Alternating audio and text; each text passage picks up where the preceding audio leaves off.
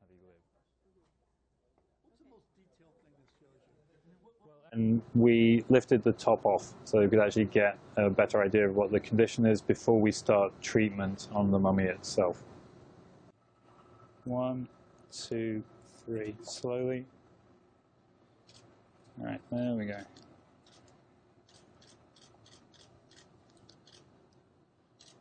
This is the mummy of a 14-year-old boy. We think it dates to about 2,500 years ago, so a little over 500 BC.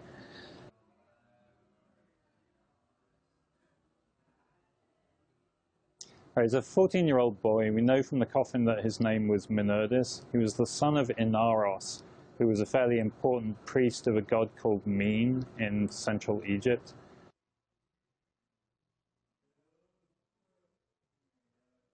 People think mummies are kind of big and brutal and tough, but they're actually really, really fragile. So even kind of a small quantity of inappropriate handling can do a great deal of damage.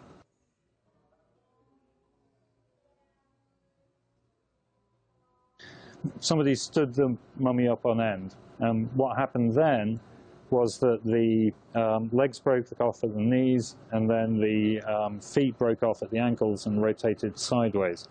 So that's the majority of the damage, I think, that we're seeing here. The mummy slid all the way down the coffin.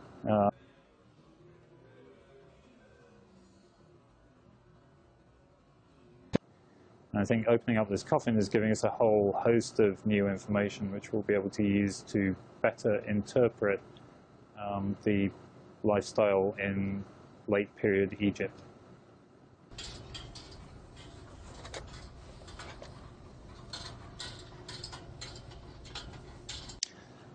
The story that everybody knows about mummies is that they take your brain out through the nose, they take your organs out, they put them in canopic jars, and they put the jars with the mummy.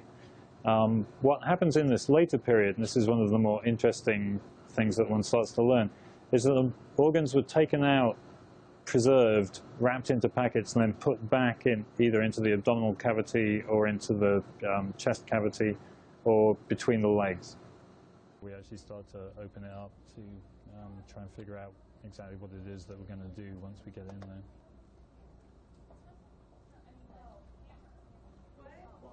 At the CT scan, we can see that inside the body there are packets of organs buried with him, and possibly a scroll placed between his legs.